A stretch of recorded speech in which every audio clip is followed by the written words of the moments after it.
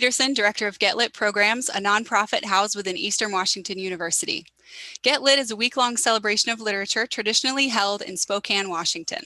This year, all of our events are virtual, and virtually all of them are free. I'd like to take a moment to thank some of the sponsors and partners who made this year's festival possible. We'd like to thank the City of Spokane, Spokane Arts, Eastern Washington University, and the Literary Arts Emergency Fund for providing us with grant funding. We would also like to thank the Spokane chapter of the Japanese American Citizens League, Must Read Fiction, North Idaho College, and Doma Coffee Roasting Company for their partnership and support. To learn more about Get Lit, to find this year's schedule of events, or to donate, please click on the link below to visit our website, getlitfestival.org. Now I'd like to introduce Claire Wallach, Get Lit's Assistant Coordinator. Thank you, Kate, and thank you all for joining us for timely historical fiction. Tonight's headlining event celebrates one of Spokane's most beloved writers, Jess Walter, along with best-selling author Essie Edugyan. Both writers have penned historical novels in elegant prose that tell important stories of race and class struggles in the 19th century that also echo the tumult of today's world. We're grateful to be joined by both of them tonight. We're also joined by Spokane author Erin Popelka, who is going to help introduce Jess and Essie. Erin is a reader, writer, and the founder of Must Read Fiction. Her short stories and essays have appeared in or are forthcoming from the Three Penny Review, Puerto del Sol, the Los Angeles Review, and Berkeley Fiction Review, among others. As founder of Must Read Fiction, she regularly facilitates an online community of readers, and for this year's Get Lit Festival, she's also facilitated our Conversations Over Coffee events, which took place Monday through Thursday, and helped bring people together for discussions across the digital divide. Thank you, Erin, for those wonderful events, and thank you for being with us tonight. Thank you so much, Kate Peterson and Claire Wallach. This year's virtual Get Lit has been inspiring, unique, and profound because of your vision and guidance. You have our deep gratitude. And thank you to everyone, authors, readers, writers, who were part of this year's festival. And so we've gathered together again. I'm imagining all of us in the Bing Crosby Theater like we have for so many Get Lit festivals past. Our collective anticipation lit by chandeliers, all of us sharing one room. But this year, we're sharing one website? It's a strange thing connecting over the internet. We can span cities and states and countries, but I can't shake your hands. I am here with you, and yet I am also alone in my home. In many ways, this isn't so different from the experience of being a reader. I am alone with the narrative, with the words on the page, with the vision in my imagination, and yet I am experiencing it alongside others who have read the same book, or those who will read it in the future, and alongside the author who created it and shared it with the world. I experienced the story by myself, and I also join the collective of those who carry this story with them. In a CBC interview, Essie Edujin said, quote, "When we read stories of others' experiences, people who are completely unlike ourselves sometimes, then we can look at these stories and see features of our own lives. Or if not that, then at least feel sympathy with what the characters are going through. And that is really the beginning of being able to come outside ourselves, the beginning of empathy and change. That's where change lies." And so reading changes us, alone and together, just as a pandemic has changed us, alone and together. In The Cold Millions, Jess Walter writes, quote, "Rye began to see that he was living in a particular moment in history. Maybe this was obvious to other people, but it had never occurred to him. It was a strange, unwieldy thought, like opening a book and seeing yourself in its pages." It is fitting that tonight's event is a conversation between these two authors, that they will ask questions of each other, explore ideas, laugh together, and they will do so from miles apart.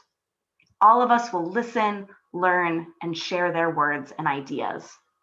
We will be together in the experience of our particular moment in history and the particular moment in history that their books explore. May we see ourselves in their pages. I'm honored to start the evening by introducing Jess Walter. A former National Book Award finalist and winner of the Edgar Allan Poe Award, Jess Walter is the author of 7 novels, 1 book of short stories, and 1 nonfiction book. His work has been translated into 32 languages, and his fiction has been selected 3 times for Best American Short Stories, as well as the Pushcart Prize and Best American Non-Required Reading. His stories, essays, and journalism have appeared in Harper's, Esquire, Playboy, McSweeney's, Tin House, Plowshares, The New York Times, The Washington Post, and many others. Jess has twice won the Pacific Northwest Booksellers Award and was a finalist for the LA Times Book Prize and the PEN USA Award in both fiction and nonfiction. His novel Beautiful Ruins was a #1 New York Times bestseller and spent more than a year on the bestseller list. It was also Esquire's Book of the Year and NPR Fresh Air's Novel of the Year. The Financial Lives of the Poets was Time Magazine's #2 Novel of the Year, and Walter's story collection, We Live in Water, was longlisted for the Story Prize and the Frank O'Connor Short Story Award. Walter's latest novel is the national bestseller, The Cold Millions, which we are celebrating tonight. Welcome, Jess Walter. Thank you so much, Erin. Thank you for that amazing introduction. And boy, everything you said is so true about the pandemic. And I have probably the greatest case of bookshelf envy I've ever had. Those shelves over your shoulder are amazing. I want them, however much they cost. And I'm so excited to be here with Essie, whose novel, this novel and Half-Blood Blues I just love. So amazing writer, and it's wonderful to share this virtual stage with her. I'm just going to read a little bit from The Cold Millions, and I'm going to cut right to the violence because I know what it takes to keep people staring into a screen. This is a novel that aims to capture the free speech riots that riled much of the West, and especially the Northwest, and sort of had their roots in Spokane in 1909. And so I want to read just a really quick section about when the action really picks up. Our main characters are Rye and Gig Dolan, 2 sort of adventuring vagrants, hobos, as they would call themselves, because they wander and work, which they would have taken pride in that name, in that term. And they're involved. This is when Rye has lost track of his brother. They're at the free speech protests, and things are about to get out of hand. The only other characters you really need to know, there's a Spokane Indian friend of theirs, a tribal member named Jules, and Frank Little, who is one of the organizers, Blackfeet Indian from, actually an Oklahoman named Frank Little. So this is in downtown Spokane. Then a voice in the crowd called out, "Hold the line," and that brought a cheer and more booze. A man calling, "Kill the bums," more cheers and chatter. The crowd speaking all at once, drowning out Police Chief Sullivan.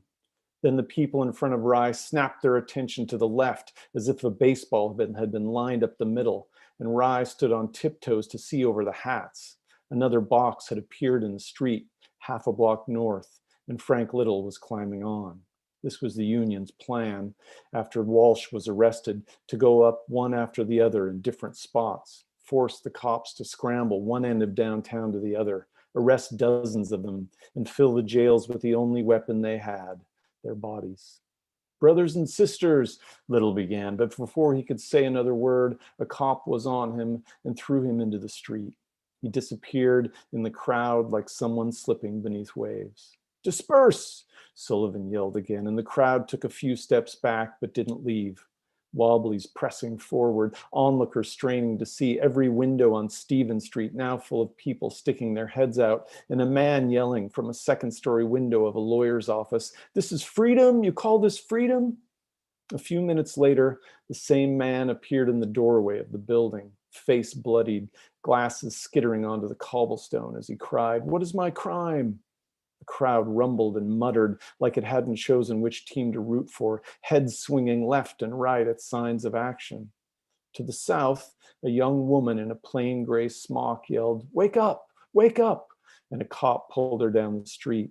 Then the crowd swung the other way to the north end of Stevens, where Frank Little had gone limp and was being dragged by his arms and legs bumping on the streetcar tracks.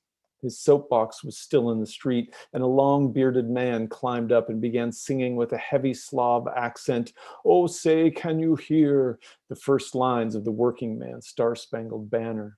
That man went down too, pounded by a security goon, but another man was already on the box behind him, and Rye yelled, "Jules," as if he might warn his friend, who either didn't know the workers' anthem or just didn't like it, because he started singing in French, "C'est le loup final, groupons nous des démons," and a cop standing just a few feet away cocked his head in confusion. But Hub Clegg had no hesitation, and he stepped in behind Jules with a raised nightstick, Rye reflexively closing his eyes rather than see the blow land. But when someone near him yelled, "Oh," Rye opened his eyes and tried to fight through the crowd. That's when he heard another voice, Chief Sullivan's, thundering, "Boys!" And a great surge came, and this was no longer a show or a baseball game, but a full-on riot. Cops and bull goons mowing down Stevens Street, swinging nightsticks to clear the street, and people running, falling, being trampled. Rye swept up in a wave moving north, his last view of Jules, a bloodied face and his hands shackled behind his back. "Hold the line," someone shouted, and Rye could hear another man pick up the Working Man's anthem, "Come all ye who labor," and that voice stopped in a heavier accent, "The industrial band throughout all the land." But he couldn't see the action anymore, and there seemed to be nothing left of the wobbly lines, just a man or two running from the cops, and the crowd heaved forward and pulled back like a living thing. Wobblies scattered to the edge, a new shift of cops running into the melee, fixing suspenders and buttoning coats, a man in a fine suit running down the street with a shotgun. For an hour, the crowd moved back and forth down Stevens to Front, where amid the bedlam, a man on the corner began to sing, "Come workers unite, 'tis humanity's fight." A brick flew from a third-story window and the man was dropped. Then a hail of bricks came and Rye ran with the crowd out of the melee, and how long it went on, Rye couldn't say. The crowd scattering and flowing like a tide, back and forth, bricks and sticks and winded cops, singers and speakers shackled and hauled off, and so much happening, Rye couldn't focus on one thing. Until his eyes fell on a dark-haired man in a bow tie who walked calmly through the throng and climbed on what had to be the IWW's last crate, for cops were stomping them everywhere. The man producing a mouth harp and blowing a note through it. Rye transfixed as the man took a deep breath and sang, "And the banner of labor will surely soon wave." And for just a moment, time seemed to halt, and everyone, cop, working man, Pinkerton, and suffragist, turned to look, "O'er the land that is free," for the man's tenor was glorious, "or from the master and the slave, pure as birdsong, the blood and the lives of children and wives," as if God had broken through the melee to allow this song, "or ground into dollars for parasites' pleasure." Either that or the Italian was just too small for the cops to see. "The children now slave till they sink in their grave." For that's when even God lost interest, and the tenor's face warped sideways, inside out, eyes and nose and lips bursting forth in blood. He'd taken a club to the head and down he went, that harsh music critic Hub Clegg on him like a hound to bone. Another man quickly stepped on the box, and Rye's first thought was surprise that he hadn't seen his brother Gig standing there. But there he was, climbing on the Italian's tiny stage, and Rye calling, "Gig!" and lurching toward him, his brother so small up there, Rye struggling to get upstream through the fleeing people as Gig picked up the tenor's chorus, "And the banner of labor will surely soon wave." A security man took Gig off the box, and as he fell, another man swung a rifle stock at him, Rye yelling, "Gig!" And Rye almost reached his brother when he found himself in front of the empty crate, and then he was on it, his voice thin and frightened as he picked up the song, "O'er the land that is free." He blocked the first swing with his forearm and yelped the last of the song from master and slave as his brother yelled, "Rye!" and something hit him from the back and he tumbled to the street, looked for a gig through the scramble of legs and feet, but a kick to the gut took what was left of his breath, and Rye Dolan finally gave up and curled into a ball, covered his face with his arms, and waited for what felt like it had been coming his whole short, sweet life. Thank you. Thank you, Jess Walter. For those of you who haven't yet read The Cold Millions, you are in for a treat. Thank you so much for sharing that very exciting and dynamic sample. And yes, we'll definitely make sure to get you some of these bookshelves. I'm also delighted to introduce Essie Edugyan.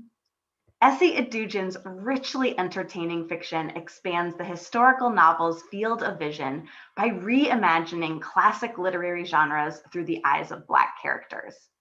Engrossing, impeccably researched, and pitch perfect in tone, her work deftly explores the dark and complicated history of race and the nature of belonging. The daughter of Ghanaian immigrants, Edugyan explores the dislocation of diaspora in her first novel, The Second Life of Samuel Tyne. Her second novel, Half-Blood Blues, the story of a half-Black, half-German jazz trumpeter in Nazi Germany, was shortlisted for the Man Booker Prize, was awarded the Anisfield Wolf Book Award, and received the Scotiabank Giller Prize, Canada's most prestigious literary award. Edugyan's most recent novel, the best-selling Washington Black, which she calls a, quote, post-slavery narrative, was named one of the top 10 books of the year by the New York Times, Washington Post, Entertainment Weekly, and Time, and was one of President Obama's favorite books of 2018. It was a finalist for the Man Booker Prize and was awarded the Giller Prize as well. Edugyan is the first Black woman to win the Giller and one of only 3 novelists to win the award twice. Welcome, Essie Edugyan. Thank you for that lovely introduction. And I'm so glad that Jess mentioned those shells because I've been kind of peering over your shoulder thinking, that is so beautiful. Where did you get that idea? I'm definitely going to purloin it. So I guess I will read just a very kind of short passage from Washington Black. And for those of you who haven't read the novel, it's essentially follows 6 years in the life of the eponymous protagonist, who's called George Washington Black. And when we first meet him in the book, he's really known no other life but one of great hardship as a field slave on a plantation in Barbados. And so he's totally surprised to one day find himself taken to live in the quarters of his new master's brother, who's a man called Christopher Wilde, nicknamed Titch. And, you know, Washington really feels like this will be disastrous and he will probably be killed. But Titch is completely unlike every white man that he's known until that moment. He's a gentleman scientist, so he is, you know, he's an inventor, he's a botanist, he just has all of these skills. And he's also, you know, on top of all of this, he's also an abolitionist, or feels himself to be. And so it's through his taking Washington out of the fields and teaching him how to read and how to draw, that Washington starts to come into a sense of himself as a fully realized person. So for the sake of simplicity, I will just read from the opening pages of the book.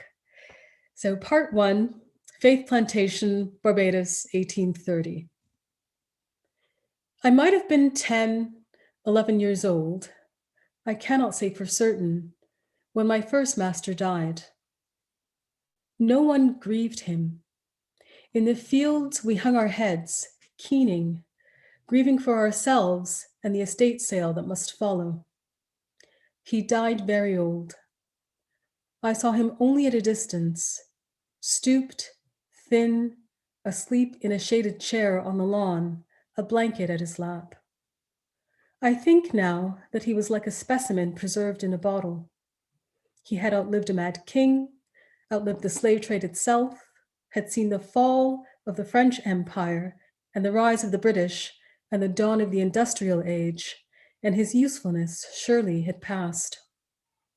On that last evening, I remember crouching on my bare heels in the stony dirt of Faith Plantation and pressing a palm flat against Big Kit's calf, feeling the heat of her skin baking up out of it, the strength and the power of her, while the red sunlight settled in the cane all around us.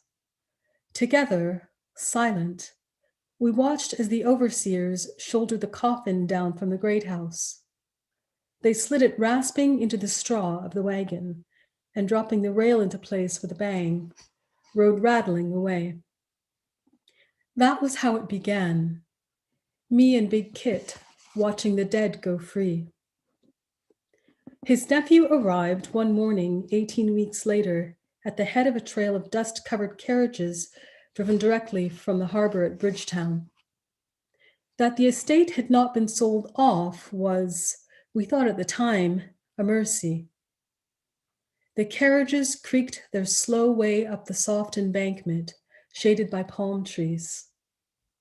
On a flatbed wagon at the rear of the caravan sat a strange object draped in canvas, as large as the whipping boulder in the small field. I could not imagine its purpose.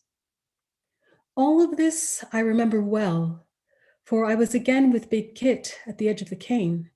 I rarely left her side in those days, and I saw Gaius and Emmanuel stiffly open the carriage door and extend the step.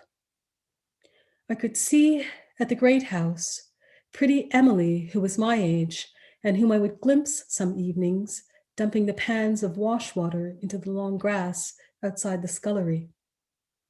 She descended the first 2 steps of the veranda and, smoothing out her apron, fell still. The first man to emerge, carrying his hat in his hands, had black hair and a long horse-like jaw, his eyes darkened by heavy brows. He raised his face as he descended and peered around at the estate and the men and women gathered there. Then I saw him stride back to the curious object and walk around it, inspecting the ropes and canvas. Cradling a hand to his eyes, he turned, and for a frightening moment, I felt his gaze on me.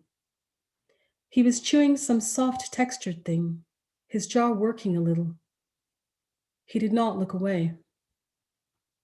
But it was the second man, the sinister man in white, who seized my attention. This was our new master. We all could see it at once.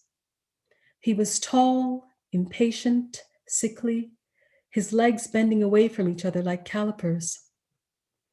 Under his 3-cornered white hat, a shock of white hair burst forth.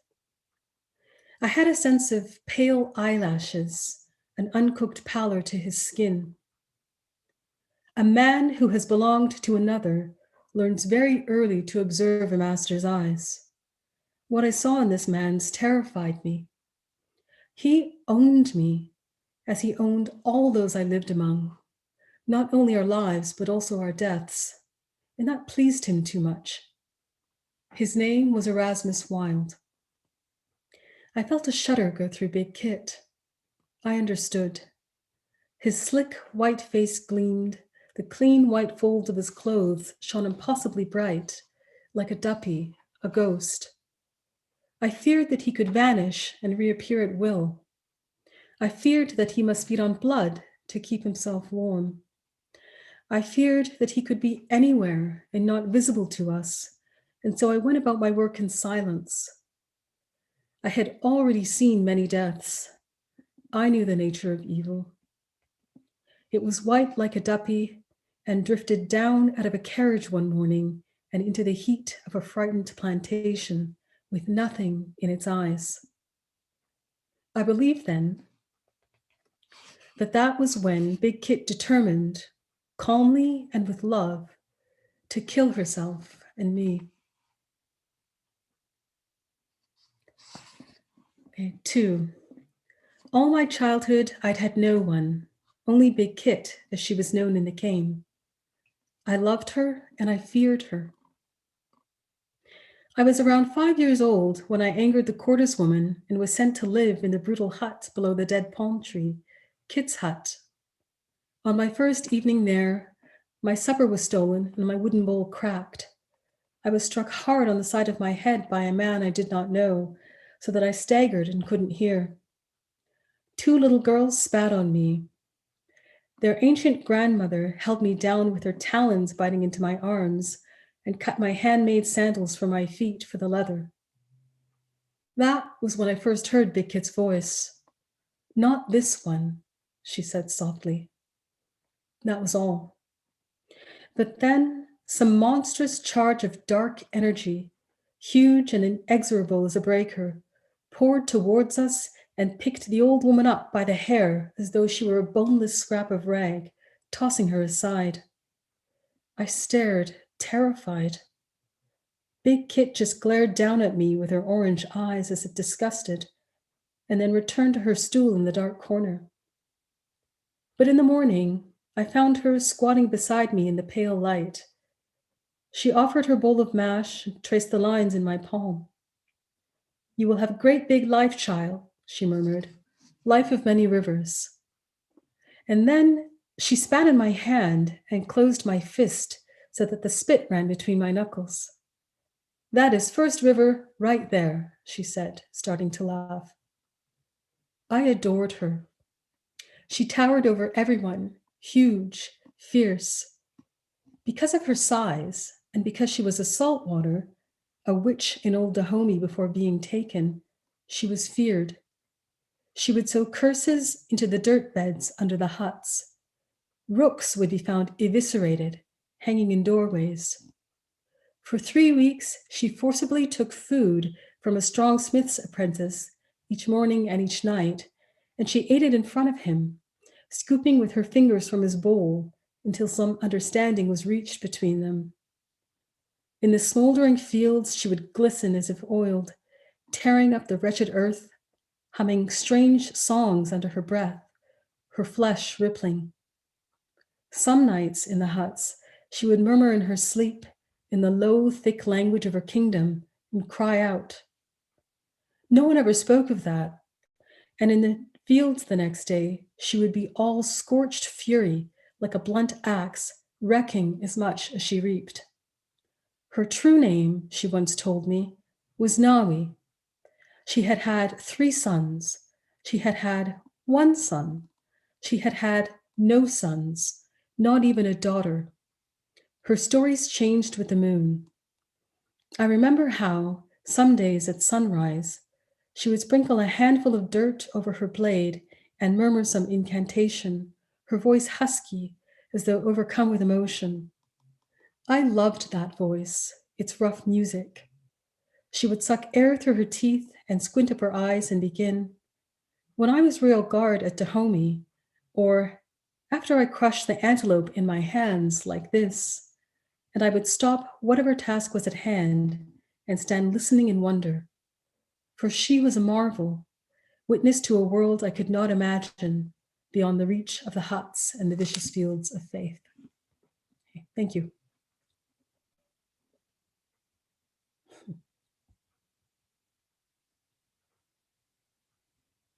Guess I should unmute myself. That was terrific, Essie. I love the novel, and I love that beginning. And it's interesting to think of it as a post-slavery novel because it begins with the vivid horrors of that Barbados sugar plantation. But it does seem like the question at the heart of the novel is, what is freedom? It really does seem like it asks, what next, almost.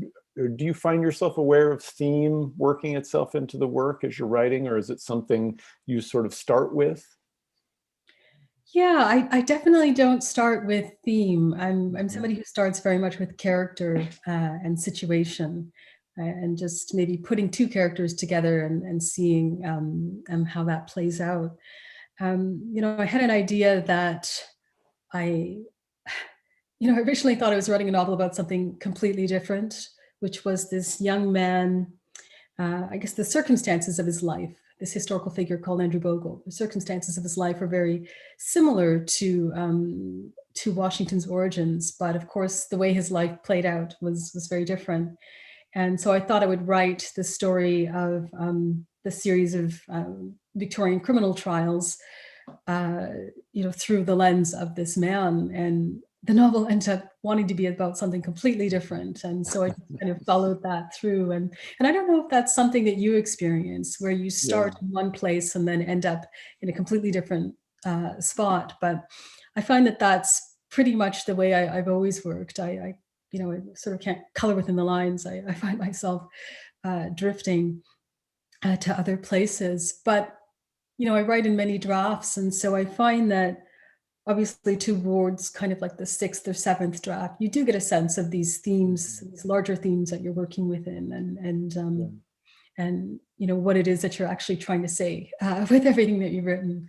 Yeah. Do you have that sense as well? Do you start? Yeah, I love the way you put that. The novel wanted to be about something else. Even the most realistic thing I write, when I describe it, sounds like magical realism, because I say something like that. The novel wanted to do this, or the characters accosted me on the way home and demanded that they be more charming or something. So I do think we almost struggle to find ways to describe how that creative alchemy happens.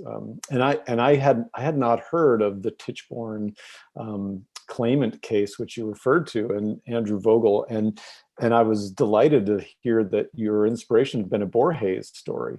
And there is a quality of almost magic hanging over the novel. And I wondered if that do you feel like that was because almost, the inspiration of starting with Borges, or but it also feels like it's part of the period too. It just seems like this period of wonder and exploration, and that you were able to take this amazing character, Washington Black, and sort of infuse him with almost the mood of those times.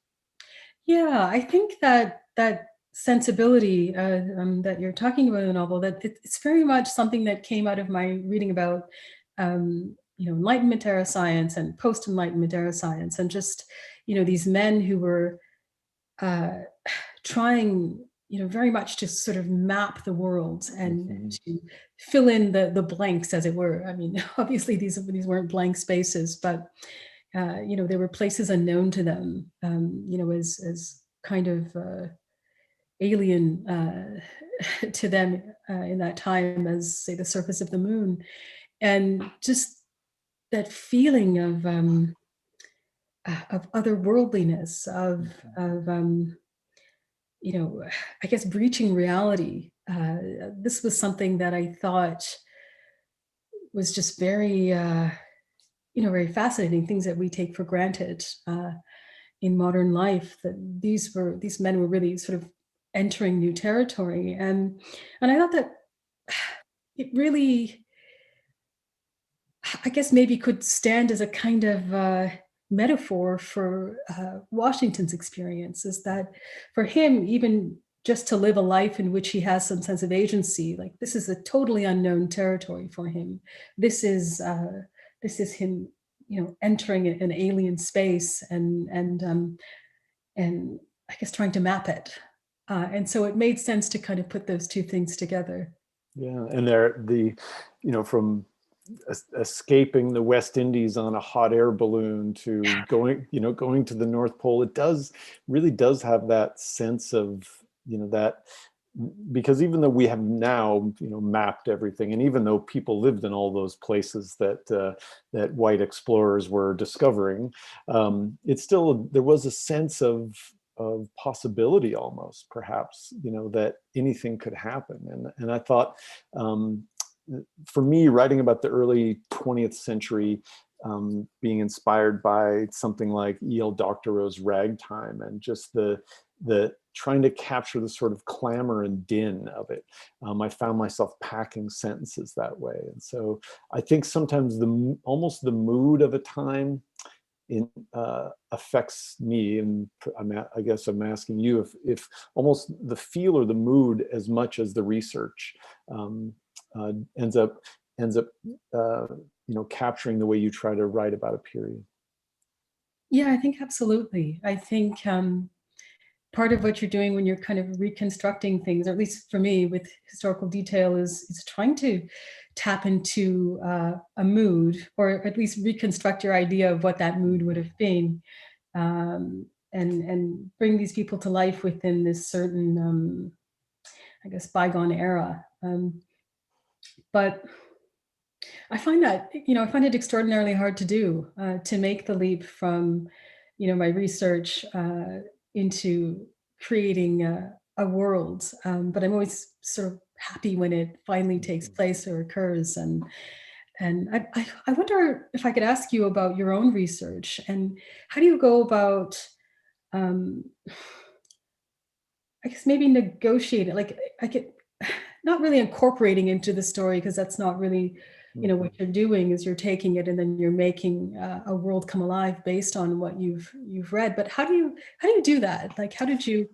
I mean, this is, I was sort of shocked halfway through to realize that I had written historical fiction, because I sort of walk around in a daze imagining that genres don't exist for me. And so I'm just writing whatever I like. But then I thought, I was a moment where I thought, are there different rules? And, as you said, how hard it was.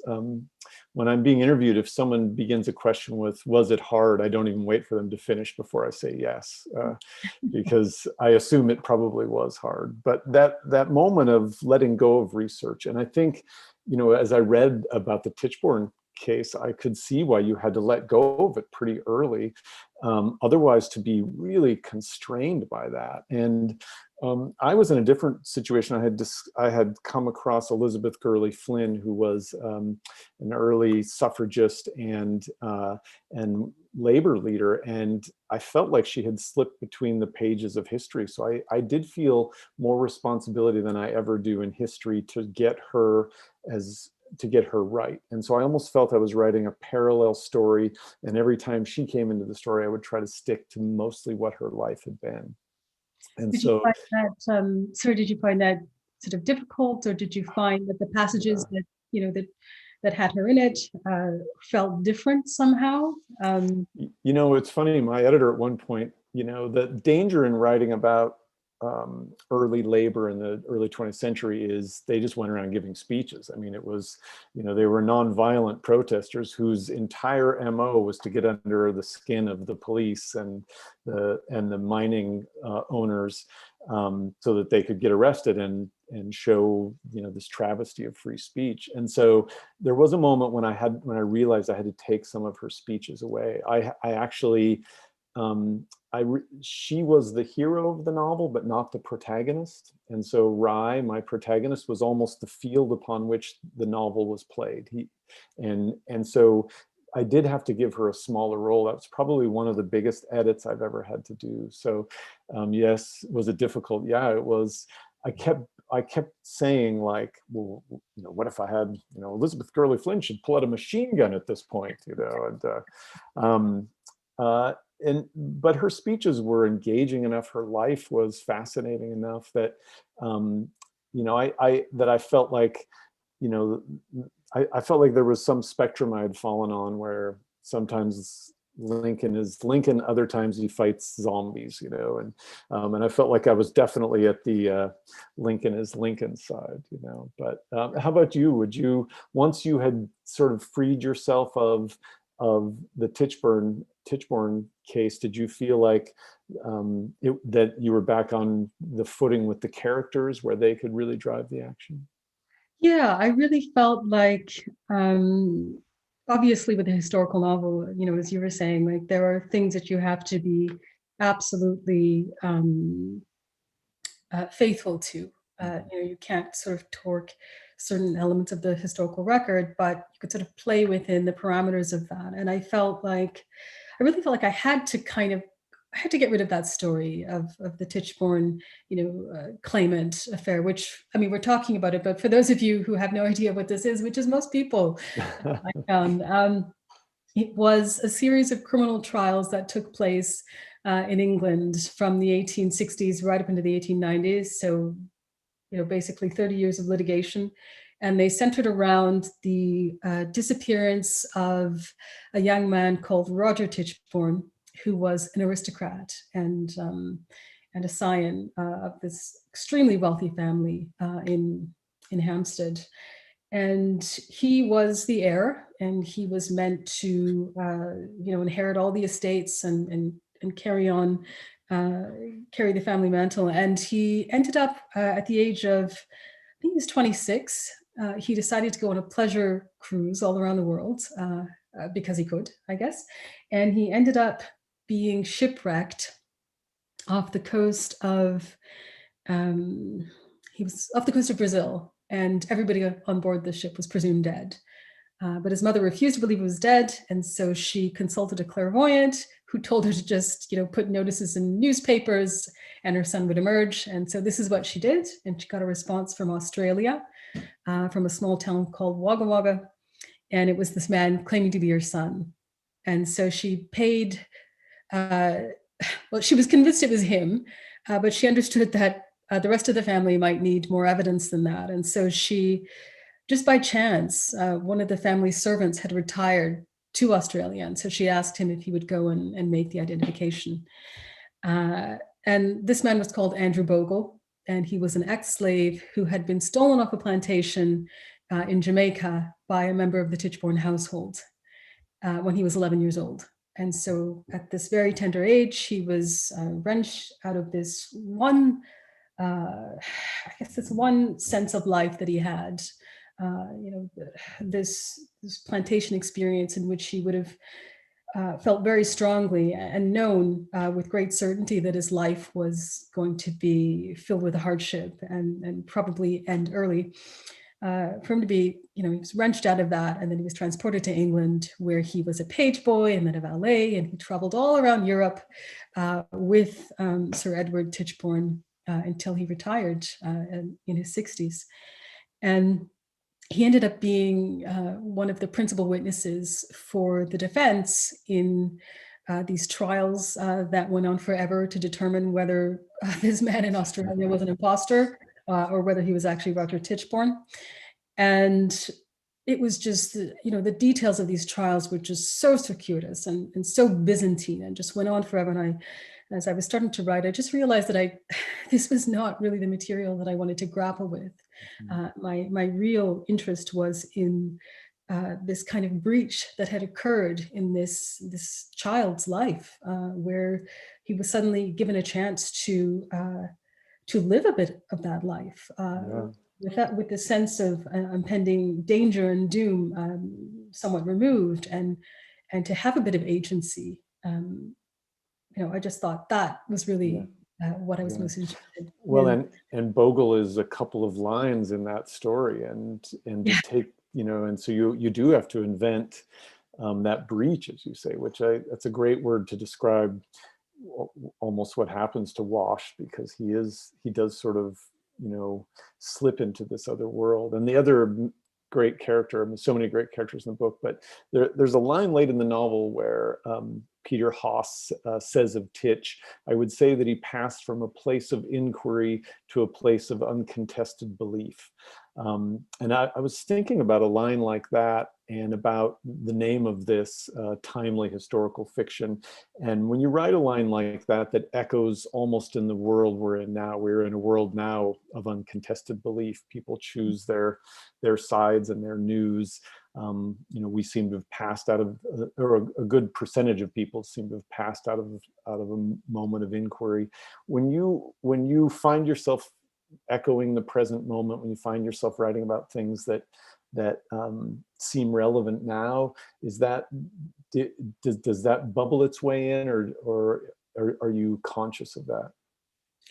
I think, and you probably have this as somebody who's written a historical novel, that it sort of feels, you're dealing obviously with historical material, but you can't help but on some level be writing about the present world and Sure. and the things that concern you in your own life, and so it wasn't a deliberate thing, but certainly when I published the novel and went out to promote it, and I was getting a lot of questions about people really seem to see it as speaking, this is not to pat myself on the back, but I think I was surprised at first to see how people were really, really eager to draw, draw links between the world of the novel and the present. And, on some, I guess initially I thought that's so interesting because it is about such a different period of time in which, a man of his race and his class, was so limited in his choices. And, but I could see the ways in which obviously we're dealing with so many of the same issues today that plagued that world. And that's kind of a horrifying thing. But I guess something that literature helps us to confront. But I'm curious about you and your impetus for The Cold Millions. Because even the scene you read felt very, very much of our time, right? You've got the I think I was much more conscious, and my initial impetus was income inequality. Honestly, I kept reading that we had reached the same period, the same rate of income inequality, the gap between the wealthy and the poor, as the last Gilded Age, and that made me want to write about the last Gilded Age. And it was years and years ago, as a newspaper reporter, that I had come across the industrial workers of the world, the Wobblies, this nascent labor union that took anyone as members. Most unions were based on race and ethnicity. You could join a union of Slavic carpenters or of Irish porters. But this was a union that said, we will take any race, we'll take women. Most unions wouldn't represent women. And then had these incredible women like Elizabeth Gurley Flynn as leaders. And so it just felt so out of its time that I thought, and then my kids had moved home and they're in their 20s, and we were going to marches all the time. We were marching for everything. And as I watched, protests even in the streets of Spokane that turned into that, where the police were, rushing lines. It just felt so relevant. So I think I couldn't escape it with this novel. I started with that impulse and it just kept arriving. I feel like I think it works so suggestively and subtly in Washington Black. With Titch, you find yourself asking about allyship, about,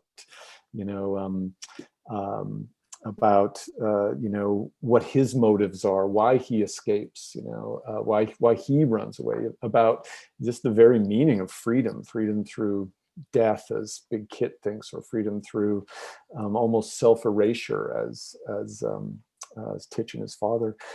But I think for me, it was just so much more a part of the reason that I chose to write the novel. But I have to say, I prefer it suggestive as it is in your novel. I felt sometimes like I was beating myself over the head as I was writing it, because it felt so relevant. So, but it's very subtly done. Like thank you. Really, really beautiful. Yeah, thanks. Well, and are you a draft writer too?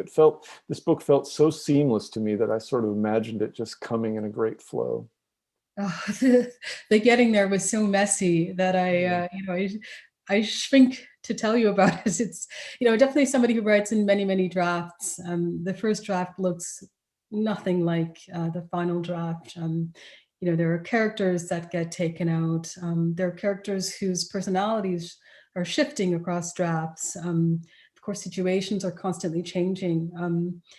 And this used to be very devastating to me as a writer, to have to throw out a ton of material, and it's very depressing. And I feel like I've made my peace with that.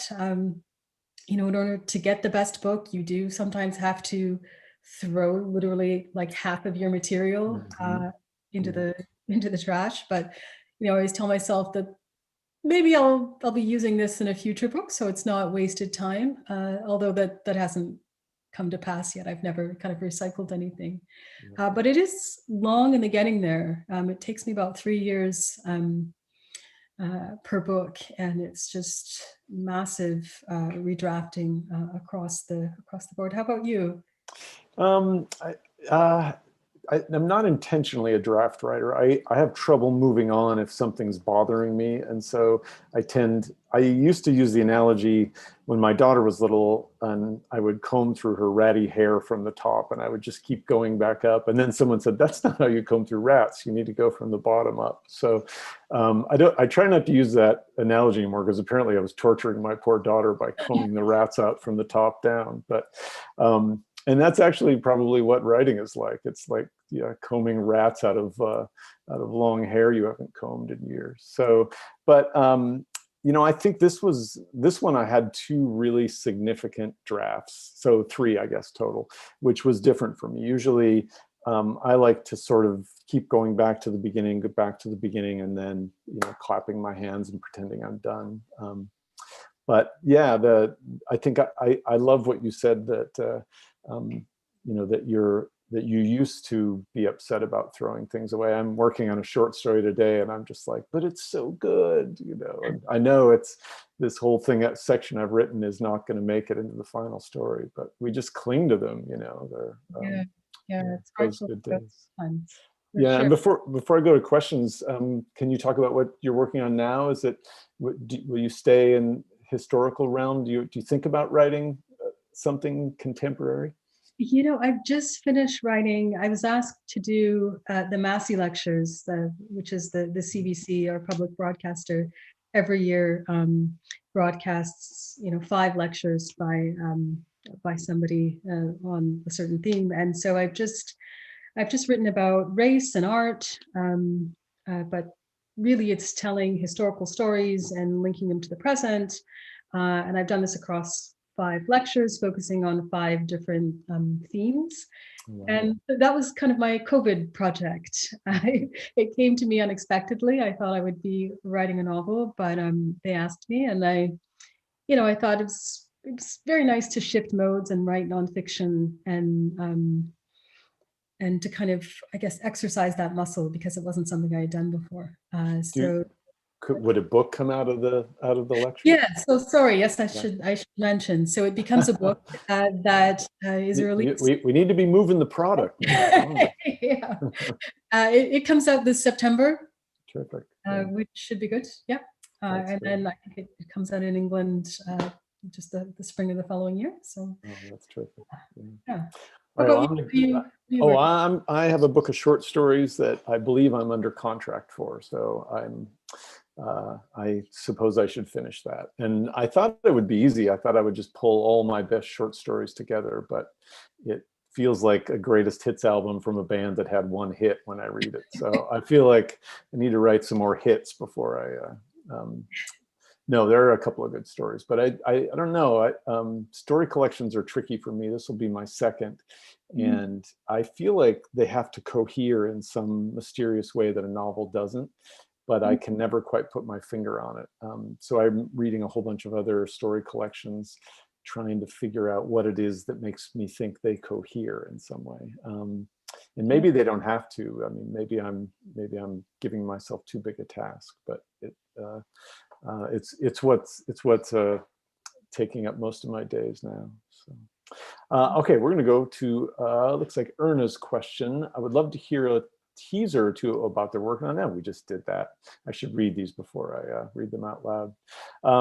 This is a question about how we come up with characters, the traits and personality of the characters.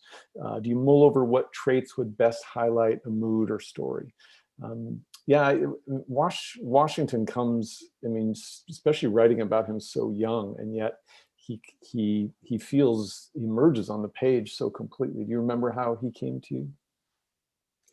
Yeah, I think he, above all of my characters, felt like he came fully realized. And I don't know if that's because I had a strong sense of who this boy would be based on the source material of the Tichborne case and Andrew Bogle, or it's just sometimes you just feel innately like you know who this character is, and what they're going to say, how they're going to speak, and you know, their fears and their desires. And then sometimes it's a process of kind of groping your way towards that, and not really understanding them, and having to kind of break that surface idea that you have of them, which is what I would say happened with Titch. You know, I didn't really have a full grasp on him for those first few drafts, like, what it was that he wanted, who was he, and what was this impulse that he had to save, and was that authentic, and just really sort of having to figure out his motives across a few drafts. And what about the role of ambiguity in characters? I think Titch has some ambiguities about him, some things that I think, and then his cousin especially. I mean, there are things about some of the characters. Do you feel like you have to know everything, or do you allow yourself to have some of those characters be a little more, shaded or foggy? Yeah, I don't feel that I have to know everything. Or sometimes I feel like I know more than I'm willing to give the reader. And then, this drives some people mad, where they just sort of feel like they have to know everything. But it just feels like, for instance, in the case of a character like cousin Philip, I get asked quite often, why did he commit this terrible act? And really, I just feel like we don't have a concrete answer, and we're not going to get one. And often when these things occur, we're left grasping after reasons that we don't necessarily ever have our own questions answered. How about you in terms of yeah, it's interesting. I do the same thing. I think I love a certain ambivalence with characters, and I love not always knowing their motives. But sometimes I think, is that just because I'm not putting the work in? Like, should I, do I just not know how to explain this part? And I had a novel years ago in 2006, 2005, where the protagonist votes for president, and he has to decide whether to vote for Jimmy Carter or Ronald Reagan in the 1980 presidential election. And there's a moment where he's voting, and you don't ever see who he votes for. And people were furious. They would just write me all the time and say, like, who did he vote for? Who did he vote for? And I found it so interesting, because as he tells someone else who wants to know who he votes for, he said, I could say anything, you would never know. And I felt like that was me sort of having that dialogue with readers, and it speaks really well to the process of reading fiction, and to the way people engage with fiction, that these characters become real enough that they want to know reasons. And I think you're absolutely right. Sometimes we just don't know, and but I love still getting letters from people who've discovered that book. I love Citizen Vince, but I need to know, who did Vince vote for? And so I love the place of ambiguity in character, and it feels to me both truer and more artful, which, if you can hit those two spots, then it feels like as a novelist you've done your job. Sorry, just to say that it seems like it is those moments of ambiguity that seem to stay with the reader the most. It's what they're, that burning question that they're walking away with, and maybe they forget everything else, but they still want to know who did he vote for, or why did this walk off into the snow? And I was going to say, there are a couple of those moments I'm sure you get with Washington Black, with people wanting to know why, which is a great question to ask a novelist. So here's a question about, do we have any tips on how to edit yourself? How do you know what to keep and what to cut? My staff does that for me, so I'll just let you take that one. No, I'm just kidding. I think for me, it's I'm probably not going to be much help in this answer. It's instinctive. It's having a sense of when you get to the end, having a sense of the whole, and then going through and seeing what's extraneous, or what kind of stands out, or what doesn't quite fit, or what doesn't go anywhere. You can just feel when something is not, something's out of joint or doesn't fit, and then you can try taking it out, and if that doesn't work, you can put it back in. But if you don't have a sense of what's not working, I think that it's great to have a friend who is a writer, or just like a really sophisticated reader, to read your work and to tell you what needs to come out, or what can stay. you find yourself susceptible to those other voices? Do you sometimes hear them and think, no, they're not right? Or because that can be a battle too. You know, I know sometimes giving my work to someone, especially before it's finished, and they'll be like, oh, the brother character is amazing. And I think the brother character doesn't even show up in the book anymore. What are you talking about? You know, so you can sometimes get feedback that can be unhelpful too. Or do you have a group of readers? Or You know, I have one trusted reader who is my husband, who's also a writer. And we actually met in writing school. And so he has, you know, he takes the approach, like, you know, he's been reading my work for so long that he reads everything from the angle at which I wrote it. And so when he says something's not working, you know, sometimes I think, okay, you're out to lunch. But you know, most of the time I think, okay, if he feels that something's out of joint, even if I can't see it now, you know, maybe I'll sit with this and see if I can see it later. If I can't see it, then, you know, I you know, keep my own counsel. But most of the time I can kind of see what it is that he's put his finger on. And I'm so grateful to have that eye, you know, who's sort of keeping me from, I guess, my excesses. Yeah. The only thing I could add to that is, for me, patience helps. I try not to make really drastic cutting moves, because some days I'm a really inconsiderate editor of myself, and so those days when I just feel like everything is terrible, I tend to walk away from the screen or work on something else, because I have sometimes over edited myself out of just, you know, being sick of reading it or hearing my own voice. So and then the other thing for me is reading out loud. I read everything aloud, and I find that is just a great way to, if I'm tripping over a sentence, it's usually because there's something not right there, or if this isn't moving the way I want it to. But yeah, those are tricky.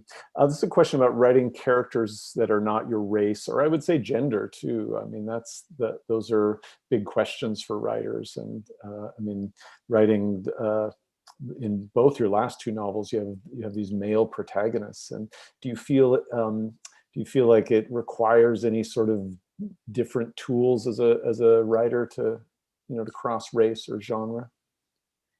Yeah. You know, I've read 3 novels. All of them have been from the perspective of men, and I think that was something that simply arose out of the source material. That it always kind of there were stories that centered around men, and you know, I didn't at the time really think twice about this. I don't know why that was. I just felt like I understood intuitively who these people were, and it wasn't such a big leap to inhabit their skin, and to, you know, to try and sort of feel everything that they were feeling, and to understand their motives. You know, writing across race, it isn't really something that I have done. Like, I haven't written from the perspective of somebody who wasn't a person of African descent. I don't know that I would, but that's just my particular project. I mean, there are people who've done it extremely well, and I know that we are living in sensitive times, you know, when it comes to discussions about writing other stories and appropriation of voice. And there was that recent sort of PEN international letter that was so interesting, you know, calling for, you know, basically this idea of people allowing people to write more widely, and to have that sense of empathy, that we don't sort of have to stay within our own stories. And I know that that's something that that is, you know, just so contentious. But me personally, I think you know, there are so many stories that I want to tell from the African diaspora that it's not something that so much concerns me. But this idea of writing across gender, yeah, I think I've come to this place now where I'm very much burning to write a novel about from a female perspective, which seems crazy because, being a woman. But yeah, I just feel myself these days kind of turning from the male perspective and wanting to sort of eagerly read, books with female protagonists. And I don't know if this was because I was so struck by reading Elena Ferrante, which was, a big part of my COVID reading was to read everything that she'd written. And I was just so blown away by it, and maybe have been wanting to sort of, tap into that, the way that she writes about, I guess, the feminine perspective. But yeah, I guess to answer your question, I haven't found it that difficult, but I'm kind of interested in sort of exploring maybe a character who's more like myself. Yeah, I think it is a challenge because you want to people your fiction with a broad spectrum of the world, and so, in this novel, most of it is third person, but there are 11, I think, first person chapters who come in and sort of tell their own story. And I knew one of them would have to be Jules and his niece, Gemma, niece/daughter Gemma. And so I think I felt much more responsibility to write a Native American character in a way that was respectful, but also you have to be able to plumb the depths of character too. You can't. And so but I didn't feel. I thought feeling that extra pressure was a good thing. I thought that's exactly how it should feel to try to represent those characters. I don't know that I would, make a character like that the protagonist to carry the full weight of the novel. My very first novel had a female protagonist, and several of my short stories do. And except for the fact that when I was describing the love interest of the female protagonist, he seemed strikingly like me. I felt like it didn't feel like that big a stretch, except that part felt like science fiction to me. So maybe we'll just do this last question. This is a big philosophical question. What drives you to write? What do you personally get from it? And what surprises you about writing? Wow. As a kid, I think I felt very isolated in my childhood and very much like a fish out of water.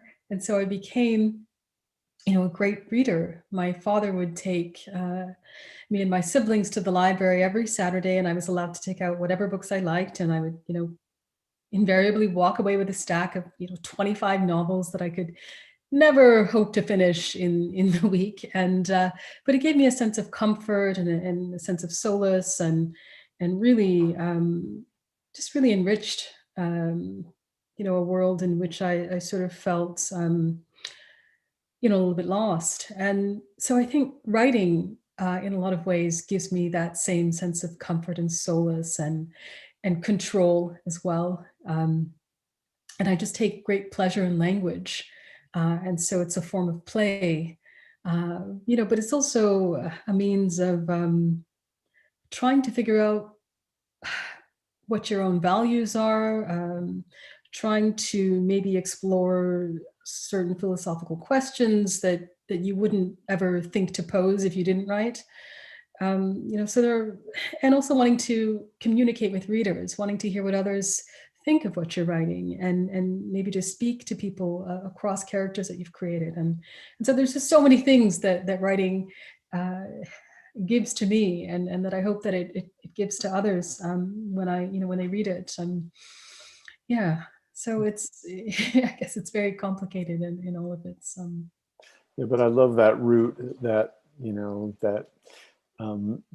being a reader in the beginning of it all, and I think that for most of us, I remember carrying certain books around, and for me, I think one that sticks in my mind is reading 100 Years of Solitude, and just thinking, I want to explode someone's brain that way. You know, I feel like before I read that book, it's like the scene in The Wizard of Oz when it turns from black and white to color, you know, and I think that, you know, there are so many books like that that I just carried around like they were my friends. And that's still for me, when the question of what do you personally get from it, just getting an email or, you know, having someone say, wow, I loved this, you know, hearing from a student that they're studying it. I mean, it just completes the circle for me of that starting. And as far as what surprises me about writing, you know, I think if someone would have told me, you know, 10 books in that it would still be so alien, and that the pages would still be so blank when I started, and that sometimes I would still write such clunker sentences, I would have been stunned. I really thought I would have like a smoking jacket and a Nobel Prize by now. So, so I think it's not that it's hard, because I come from working class laborers, and that's hard work. It's that it is elusive, I guess, is the thing that surprises me. Writing something great is so elusive, and writing something really good is so elusive, and it's so worth the energy and the effort to do it. But I feel like I have to start over every time. So I would ask, so what's changed for you across 10 books? Yeah, how would you know, I think the only good thing is that word patience that I used before. Beautiful Ruins took me 15 years from the time I started it until the time I finished it, and it was better for every one of those years. And I wrote 3 novels in the middle of it, so it was like a big sandwich with these other novels in there.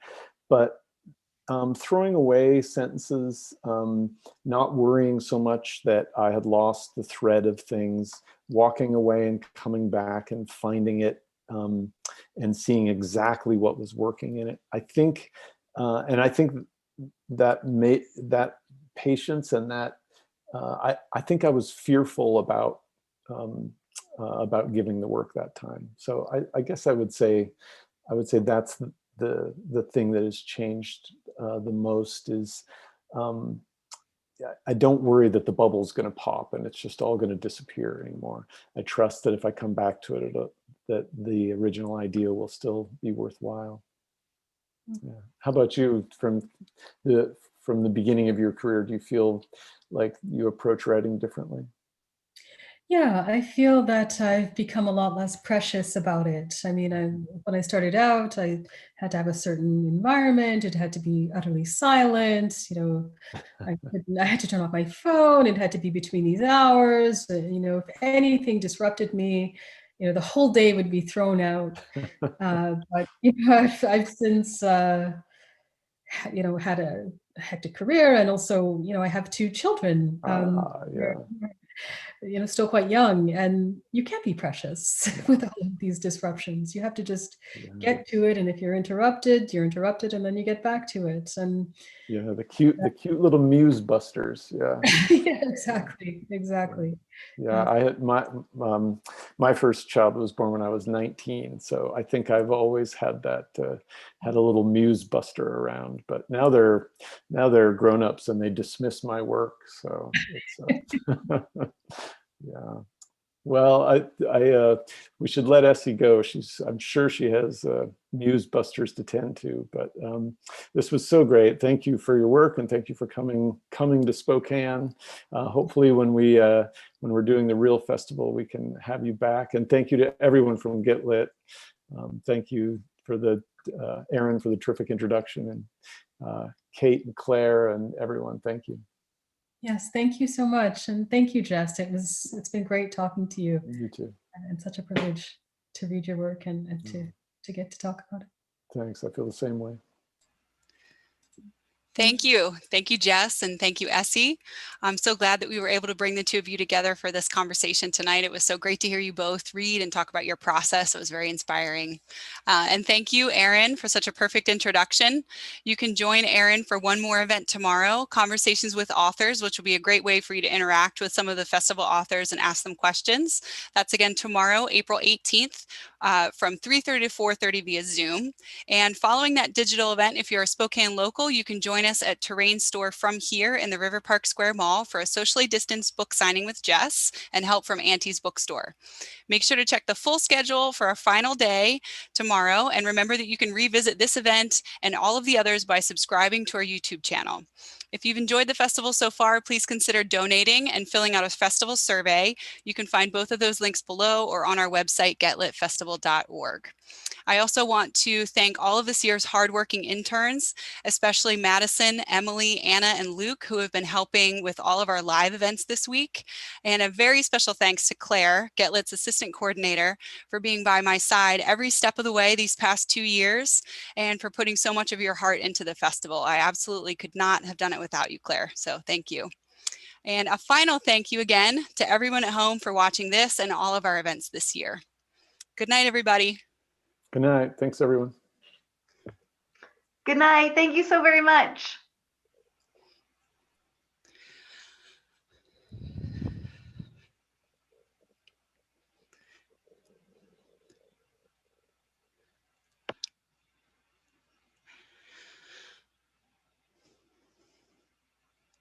All right, and we are off live.